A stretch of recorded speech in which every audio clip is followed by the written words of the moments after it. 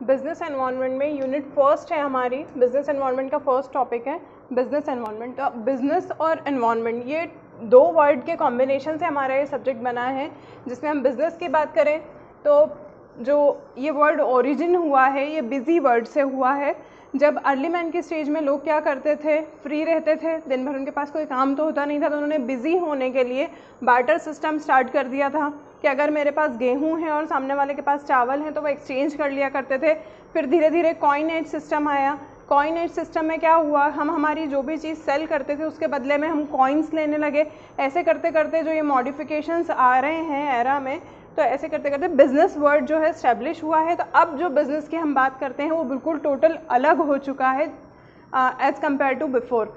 अब क्या चेंजेस आ गए हैं बिज़नेस से हमारे दिमाग में, जैसे हम बिज़नेस की बात करते हैं तो पैसा पैसा दिखने लगता है, यानी कि क्या, प्रॉफिट मैक्सिमाइजेशन की बात करते हैं हम बिज़नेस में, और वेल्थ मैक्सिमाइजेशन की बात करते हैं, जिसमें हम हमारे कस्टमर्स का और हमारा भला सोचते हैं और हम पैसा कमाना चाहते हैं।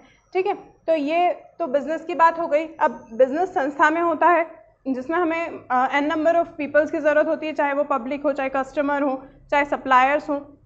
फिर नेक्स्ट आता है इसमें एनवायरनमेंट। तो एनवायरनमेंट यानी कि पर्यावरण, यानी कि हमारे आसपास की सराउंडिंग। अब इन दोनों वर्ड को जब हम मर्ज करते हैं तो क्या डेफिनेशन बनती है, business environment is the sum of those input to an organisation which are under the control of other organization or interest groups are influenced by interaction of several groups such as economy। जैसे कि मैंने आपको बोला अभी, लोगों के जो समूह होता है जो हमें बिजनेस करने के लिए जिसकी ज़रूरत होती है, तो इसमें हम क्या करते हैं, वो लोगों का समूह क्या करता है, सम ऑफ इनपुट्स, हमारे पास जो भी संसाधन, जो भी रिसोर्सेज अवेलेबल होते हैं, हम उनका क्या करते हैं, इनपुट देते हैं। कहाँ पर, ऑर्गेनाइजेशन में, जो कि कहाँ पर कंट्रोल भी किया जाता है, यानी कि कुछ वेस्ट हो रहा है या कुछ चीज़ें हमें प्रॉपर नहीं मिल पा रही हैं या कोई प्रॉपर नहीं काम कर पा रहा है, तो हम उसमें कंट्रोल भी करते हैं, और दूसरी ऑर्गेनाइजेशन के थ्रू भी हम वो चीज़ें अरेंज करवाते हैं, उनको भी कंट्रोल करवाते हैं। नेक्स्ट होता है इसमें ग्रुप आर इन्फ्लुएंस्ड। जो ग्रुप होता है वो प्रभावित होता है। तो कैसे होता है, जो इंटरेक्शन होता है बहुत सारे जो ग्रुप्स होते हैं उनका आपस में, किस लिए होता है, जिससे हमारी इकोनॉमी क्या होती है, डेवलप करते हैं हम हमारे बिजनेस के लिए भी। अब मैं अगर किसी संस्था में काम कर रही हूँ या मेरी कोई संस्था है, तो जाहिर सी बात है मैं कहीं ना कहीं दूसरी संस्था पे भी उसमें डिपेंड हूँ, दूसरे लोगों पे भी डिपेंड हूँ, पब्लिक पे भी डिपेंड करती हूँ, और दूसरी चीज़ जो मेरे कस्टमर्स हैं मैं उन पर भी डिपेंड कर रही हूँ। ठीक है, बिजनेस एनवायरनमेंट में क्या होता है ना, हमारे आसपास का जो पर्यावरण होता है उसमें जो हम संसाधन यूज़ करते हैं, हम एक ऑब्जेक्टिव या उद्देश्य के लिए, उसको हम बिजनेस एनवायरनमेंट कहते हैं।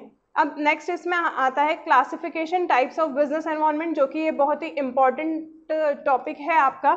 दो तरह के होते हैं ये, माइक्रो एनवायरनमेंट और मैक्रो एनवायरनमेंट। माइक्रो वो चीज़ें होती हैं जो हमारे संस्था के अंदर होती हैं, जिन्हें हम कंट्रोल कर सकते हैं अगर हमें आवश्यकता पड़े तो, और मैक्रो वो चीज़ें होती हैं जो हमारे जो सराउंडिंग्स में ही होती हैं, लेकिन क्या होता है, ये हमारे कंट्रोल के बाहर होती हैं। अब इसको हम थोड़ा डीप में पढ़ेंगे। पब्लिक की हम बात करें, हम जो भी चीज़ सेल कर रहे हैं या उत्पादन कर रहे हैं, तो हम वो पब्लिक को उसकी प्रॉपर जानकारी दे के हम पब्लिक को बता सकते हैं कि हम क्या चीज़ क्या कर रहे हैं, सेल कर रहे हैं, या उससे उनका क्या फ़ायदा है, तो हम उनको कंट्रोल कर रहे हैं। यहाँ पर कंट्रोल कर सकते हैं हम, हमारे अकॉर्डिंग उनको जानकारी दे के प्रोत्साहित कर सकते हैं हमारी चीज़ से रिलेटेड, चाहे वो आप गुड सेल कर रहे हो या सर्विस सेल कर रहे हो। फिर नेक्स्ट होता है सप्लायर।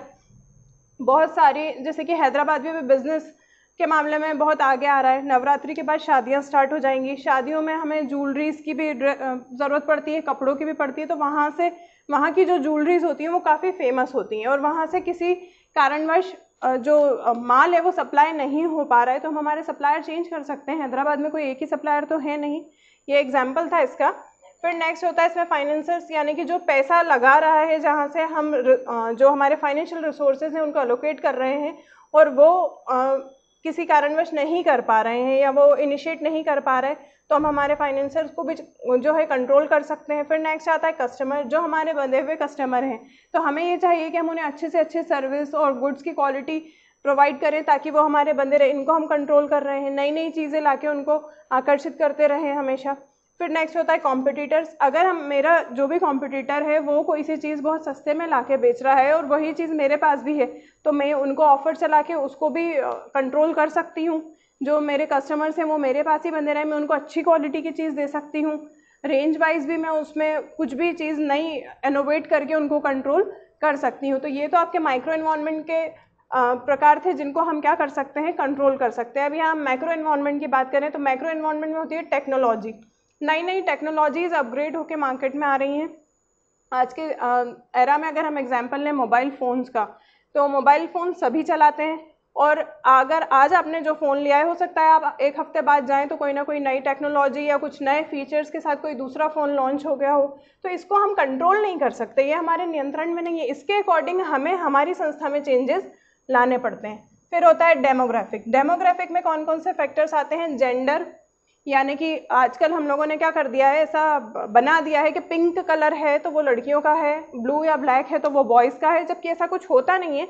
लेकिन फिर भी अगर हमें किसी लड़की के लिए कोई गिफ्ट लेना हो, जैसे कि मेरी सिस्टर ने मुझे उनको कुछ प्रेजेंट देना है, तो मैं उनके लिए पिंक कलर देखूंगी। क्यों? क्योंकि वो लड़की हैं।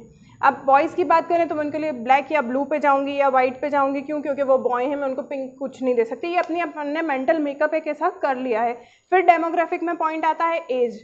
पहले ऐसा कुछ नहीं हुआ करता था, पहले सभी लोग कॉमन चीज़ें यूज़ किया करते थे। लेकिन आजकल अगर हम सोप की बात करें तो छोटे बच्चों का सोप अलग आता है, गर्ल्स का अलग आता है, बॉयज़ का अलग आता है। इसी तरह shampoo, face wash, n number of चीज़ें हैं जिनमें हम ये डिस्क्रिमिनेट कर सकते हैं कि आजकल बहुत सारे प्रोडक्ट्स मार्केट में आ गए हैं और उनको उन्होंने इसी तरीके से क्या कर दिया है, डिस्क्रिमिनेट कर दिया है। एज ग्रुप के हिसाब से कर दिया है डिस्क्रिमिनेट, क्लास के हिसाब से कर दिया है कि मैं मिडिल क्लास हूँ तो आजकल हम किसी भी शॉप पे जाते हैं तो वो सबसे पहले यही पूछते हैं कि आपका बजट कितना है, वो उस अकॉर्डिंग चीज़ें दिखाते हैं। पहले ऐसा नहीं हुआ करता था। लेकिन अब क्या हो गया, मार्केट इतना वाइड हो गया है कि हर चीज़ में डिस्क्रिमिनेशन हो चुका है। बच्चों के लिए देखना है तो उनके लिए पहले हमें रेंज बतानी होती है कि हमें किस बजट का देखना है, क्या देखना है, क्या नहीं देखना है। ऐसा सभी ग्रुप में हो चुका है। पॉलिटिकल एनवायरनमेंट की हम बात करें तो जो गवर्नमेंट आती है वो अपनी नई पॉलिसीज़ लाती है, तो हमें उन्हीं पॉलिसीज़ के अकॉर्डिंग हमारी संस्था में चेंजेस लाने पड़ते हैं। हम पॉलिटिक्स को हमारे अकॉर्डिंग चेंज नहीं कर सकते, लेकिन हमें हमारी संस्था को पॉलिटिक्स के अकॉर्डिंग, हमारे जो नियम होते हैं वो उनके अकॉर्डिंग बनाने पड़ते हैं। फिर होता है नेचुरल और ज्योग्राफिकल एनवायरनमेंट। पिछले साल जो था बारिश बहुत ज़्यादा हुई थी, अभी मैंने आपको हैदराबाद का भी बोला है, तो वहाँ बहुत ज़्यादा बाढ़ आ रही है। तो उससे क्या हो रहा है, उनका जो एनवायरनमेंट है बिजनेस का वो प्रभावित हो रहा है। क्यों? क्योंकि वो बाढ़ को तो नहीं रोक सकते, क्योंकि ये तो एक नेचुरल और एक ज्योग्राफिकल इफेक्ट है। तो वो क्या करते हैं, अपने बिजनेस में चेंजेस लाते हैं और वो इफेक्ट होता भी है तो उन्हें अपने बिजनेस को इसके अकॉर्डिंग चेंज करना पड़ता है। दूसरी चीज़, ठंड ज़्यादा है तो ठंड के मौसम में हमें किस चीज़ की सेलिंग ज़्यादा होती है? स्वेटर्स की। बारिश है तो रेनकोट और जो अम्ब्रेलाज हैं उनकी। तो हमें क्या करना होता है, हमें जो नेचुरल और ज्योग्राफिकल एनवायरनमेंट होता है उसके अकॉर्डिंग हमारी संस्था में परिवर्तन और चीज़ों को लाना पड़ता है। कॉस्मेटिक्स की हम बात करें तो सर्दी आ रही है, कोल्ड क्रीम के ऐड अभी से आना स्टार्ट हो चुके हैं। शादी का सीज़न आ रहा है तो वो चीज़ें आना स्टार्ट हो चुकी हैं। अभी कोरोना है बहुत ज़्यादा, तो अब क्या होता है, कोरोना को तो हम नहीं बदल सकते, लेकिन हमें इसमें प्रिकॉशंस लेके चलना है। तो हर चीज़ के साथ मास्क का बहुत ऐड आ रहा है, सैनिटाइज़र का बहुत आ रहा है, एक जो स्प्रे आ रहे हैं डिसइंफेक्ट वाले। पहले इन चीज़ों को कोई इतनी ज़्यादा प्रायोरिटीज़ नहीं देता था, लेकिन जैसे कि नेचुरल एनवायरनमेंट और जोग्राफिकल चेंजेस आए हैं तो उस अकॉर्डिंग हम चीज़ों को क्या करने लगे हैं, हमारी संस्था में सेल करने के लिए भी बढ़ावा देने लगे हैं, यूज़ करने लगे हैं। ठीक है। फिर नेक्स्ट होता है इसमें सोशियो कल्चरल। तो सोशियो कल्चरल क्या चीज़ होती है? जो चीज़ हमारे समाज में चल रही होती है। हम रतलाम में रहते हैं तो रतलाम एरिया कैसा है या रतलाम के आसपास का एरिया कैसा है, यहाँ का कल्चर कैसा है, तो वो चीज़ें हमें यहाँ ला के रखनी पड़ती हैं। अब आप ये सोचो कि जो चीज़ मुंबई में बहुत अच्छे से सेल हो रही है वो रतलाम में भी हो जाए, तो वो इतना ज़्यादा पॉसिबल नहीं हो सकता है। क्यों? क्योंकि वहाँ की सोसाइटी अलग है, वहाँ का कल्चर अलग है और हमारे यहाँ का कल्चर बिल्कुल अलग है।